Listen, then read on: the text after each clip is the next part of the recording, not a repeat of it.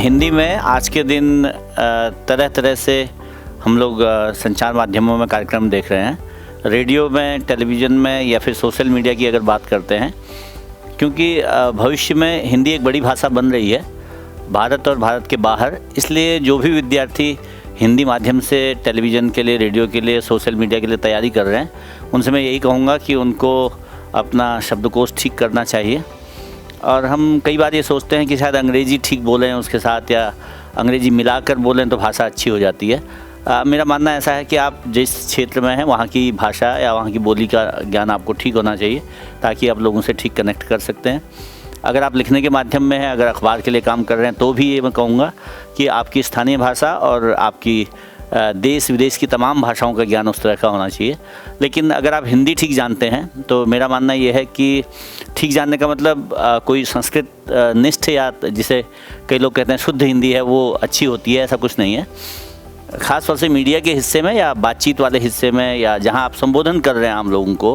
उनसे अपनी कनेक्ट बनाना चाहते हैं, तो आपको ऐसी भाषा बोलनी चाहिए जो वहाँ के लोगों में प्रचलित भाषा है। और उसमें अंग्रेजी शब्द भी हो सकते हैं, उसमें स्थानीय भाषा की शब्दावली हो सकती है, या उसमें अगर आपको बताना है कोई बहुत पारिभाषिक है और बहुत ही ज़रूरी शब्द है तो किसी और विदेशी भाषा का शब्द भी हो सकता है। लेकिन हमें जब हिंदी बोलना है तो व्याकरणिक तौर पर शुद्ध बोलना चाहिए, ये मेरा कहना है। क्योंकि आजकल विद्यार्थियों में लिंग है, वचन है, कर्म है, कारक चिन्ह है, या संबोधन के जो तरीके हैं उनमें गलतियां हो जाती हैं और हम कहते हैं बात पूरी हो गई, तो वो मैं नहीं मानता। क्योंकि वाक्य का जो गठन है या शब्द विन्यास है या पंक्चुएशन की बात है, उन सबको हमको निश्चित तौर पर ऐसे बोलना चाहिए जैसे आप एक सही एंकर बन सकें, सही अगर हम कहें टेलीविज़न के लिए काम कर रहे हैं तो एक अच्छे प्रस्तोता बन सकें वहाँ पर, या अगर आप अखबार में लिख रहे हैं तब भी आपकी शब्दावली ऐसी होनी चाहिए कि जिसमें आपका जो भाषा ज्ञान है वो ठीक से दिखाई दे। आजकल हमारे पास ये शिकायत आती है अक्सर कि अच्छे अखबार जो कभी हिंदी बहुत अच्छी लिखते थे, उनमें भी जो संवाददाता या संपादक हिंदी या भाषाओं को लेकर के उतने सावधान नहीं होते। तो मेरा मानना है जिस भाषा में भी आप काम कर रहे हैं उसकी जो प्रयुक्ति है, उसकी शब्दावली है, वो ठीक होनी चाहिए, ताकि आपका जो संबोधन है, आपका जो वाक्य विन्यास है, या आपकी फिर जो भी समाचार प्रणाली में आप काम कर रहे हैं, या जिस भी दृश्य श्रव्य माध्यम में आप टेलीविज़न, रेडियो में काम कर रहे हैं, वहाँ सब वैसा ही आना चाहिए जैसे उस लोकल की, उस स्थान की, उस देश की या उस मीडियम की ज़रूरत है। और इससे भी बड़ी बात कि आपका जो विषय ज्ञान है वो ऐसा होना चाहिए कि आप उस विषय में अपनी प्रस्तुति ऐसा बनाएं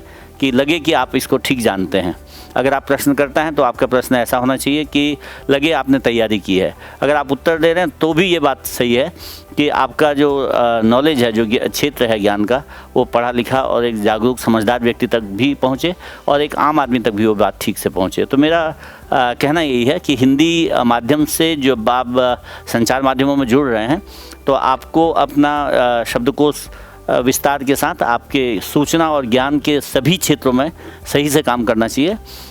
मैं बहुत साल पहले एक बहुत अच्छे कवि हैं, हमारे बड़े कवि हैं, उनसे पूछ रहा था कि संचार माध्यम क्या हो और कैसे बदलता है संचार माध्यम। तो उन्होंने एक बहुत अच्छा जवाब दिया। उन्होंने कहा दुनिया में सबसे पहले एक बड़ा संचार माध्यम था, वो थी कविता। लोग कविता से अपनी बात करते थे। फिर लोगों ने कहा कि यही बात नहीं है, जब हम शुरुआत करते हैं, वेद को समझना चाहते हैं, तो वहाँ कविता नहीं है, वहाँ गद्य है। मतलब वेद की जो शुरुआत है वो गद्य से होती है। तो एक तरह से मीडियम के हिस्से में हम जब भी प्रयोग करते हैं किसी भी विषय को या सीखते हैं किसी भी विषय को, तो हमें ये लगता है कि आज का माध्यम ही विशिष्ट होगा या इससे पहले कोई और माध्यम नहीं आया होगा। लेकिन जैसे जैसे पिछले 30-35 साल से मैं भी इस हिस्से में जुड़ा हुआ हूँ। मैंने रेडियो में सबसे पहला कार्यक्रम 1986 में दिया था और टेलीविज़न के लिए मैंने 1992 में पहली बार काम किया था। तो इन वर्षों में मैंने देखा तकनीक में, सूचना के क्षेत्र में, ज्ञान के क्षेत्र में, प्रस्तुति में,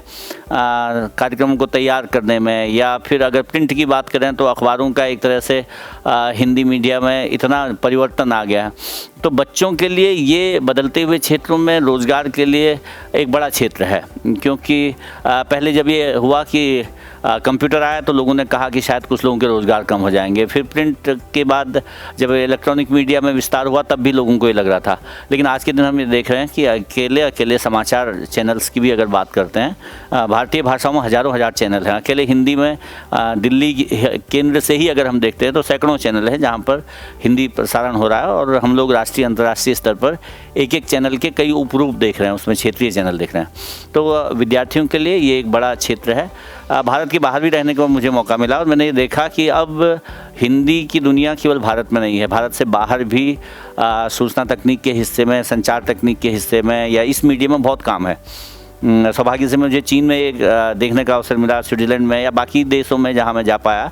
मैंने महसूस किया कि अब आप मॉस्को रेडियो भी सुनते हैं, आप वाशिंगटन पोस्ट भी सुनते हैं, आप वाशिंगटन से प्रसारित हो रहे या ऑस्ट्रेलिया से प्रसारित होते रेडियो सुनते हैं,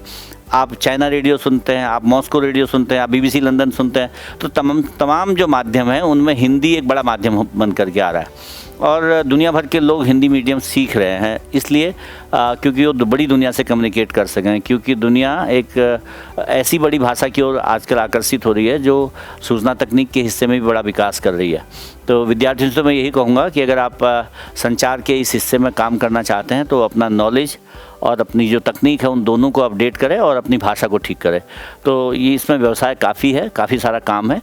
और आपका भविष्य इस बात पर निर्भर करेगा कि आप कितने अपडेटेड हैं, कितने आपका जो ज्ञान है भाषा का वो कितना अच्छा है, आपकी प्रस्तुति कितनी ठीक है, और आपने अपने को ठीक से संप्रेषित कर पाते हैं या नहीं। तो अगर आप ठीक से संप्रेषित कर पाते हैं तो ये माध्यम आपके लिए बहुत अच्छा है। और जैसे आज मैं विद्या नॉलेज पार्क आया हूँ और मुझे पता है एक बहुत अच्छा संस्थान है आपका जो पत्रकारिता संस्थान है, इसमें मैं पहले भी आया हूँ, और विद्यार्थियों से जब भी बातचीत की है, शिक्षक साथियों से जब बातचीत की है, तो मुझे लगा कि आप पत्रकारिता के हिस्से में वे सारे तैयारियां कर रहे हैं, वो सारे प्रयोग कर रहे हैं जिनसे हम आधुनिक हिस्से में बड़े मीडियम में काम कर पाएँ। और मैं शुभकामना करता हूं, क्योंकि चौधरी चरण सिंह विश्वविद्यालय क्षेत्र से जुड़े हुए हमारे तमाम संस्थानों में पत्रकारिता माध्यम में अध्ययन अध्यापन हो रहा है, और विद्या नॉलेज पार्क उसमें लीड करे, उसमें आगे बढ़े, और हम लोग भी विश्वविद्यालय की ओर से जो सहयोग, मदद या समर्थन कर सकते हैं उसके लिए हमेशा तैयार हैं। मैं आपको धन्यवाद करता हूँ, आपने मुझे इसमें जोड़ा।